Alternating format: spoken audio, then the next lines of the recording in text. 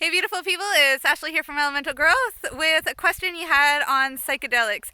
This question was, what are your methods on using psychedelics? I read something about it on your YouTube. Okay, I love you. Obviously, you're watching my stuff. Totally, totally respect you. But on YouTube, you're watching my love. But I'm still gonna answer this question. I think it's a really important one. And the truth is, it's something that I have to unload because, or unpack in some way because there's actually more to it. I am very intuitive. I feel that is a very important superhuman power that we have and really underestimate, and we allow a lot of conditioning into our lives. Um, we allow even this question, right? You're asking me what are my methods. I totally respect you. I ask questions. Asking questions is very good. But what my methods are most likely going to be different for you. It's all a very bio-individual thing, and just like diet, what works for you at one point in time in your life may not work for you for your entire life. What works for your friend may not work for you. What even works for a family member may not work for you. So just take it all, integrate what works, and leave the rest. Experimentation is definitely is definitely something that I encourage here. Think about me as Miss Frizzle. I got the frizzy hair today and everything. Get messy, make mistakes, all that good stuff. It's all a learning experience, and as you go, you will be able to tap into your. If these are for you, I should say, if these are for you, you will find a way to tap into that intuitive side, know when it is that you should be doing it, how often you should be doing it, how long you need for integration, how long you need for prep work. You'll be able to come up with your own ritual, but those are all very important things to consider, is how it is that you're going to prepare, what it's going to be like for those 4 hours of your journey. If you're talking psilocybin, if you're talking Campbell, I suggest having a practitioner. If you're using something like ayahuasca, I recommend having a practitioner, somebody that's there with you, guiding you through this, that has done it before.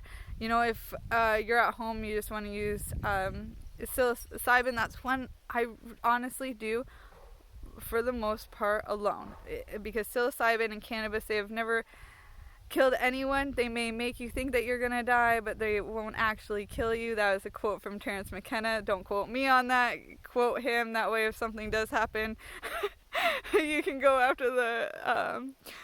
Yeah, I'm just kidding. Don't get that all out of your mind. Scratch that. Let's edit it out. No, I don't edit any of my videos. So let's get back here. What are some of my rituals? I have done a lot of things. You can check it out on Sociadelic. I do have some trip reports on there. You can check out my YouTube, Elemental Growth. You can find some videos that I've made on my trip reports there. On Sociadelic, you want to look for author Ashley Michaud. That's what I'll be under. But it's quite different. Some of my experimentations have been using them on the new and full moon. Mushrooms, if you don't know, that's what I'm talking about here. That's my psychedelic of choice, because I really do have a good relationship with it. So I've tried the new and full moon, that being a ritual that I do, just incorporating it into my already existing new and full moon rituals. The new moon being for asking and manifesting, the full moon being for releasing what no longer serves you. Oh, there's Finn playing. He's up on the garden, still in Spider-Man gear, but that's all good. What are some other ways that I have been doing it? I've done the microdosing, the heroic dose. I think the heroic dose, you definitely need longer integration time afterwards. You're doing microdosing, even though the dose lasts for 4 hours. I still recommend there being a preparation, what you do in those moments that you take it, whether it's a tea in the morning or something like that. And then how it is that you're going to integrate at night.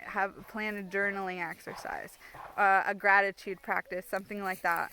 I also recommend setting an intention. I do have another video on setting intentions before using cannabis, cacao, coffee, there was a few other ones that usually aren't considered psychedelics there that I wanted to add in and just say how important when you're using any psychoactive drug, even these ones that aren't necessarily talked about as being psychoactive, that there is a strong intention behind it because they are medicines after all. I hope this answers your question. I'm going to get out of here, play with my son, get my hands in the garden. I love you guys.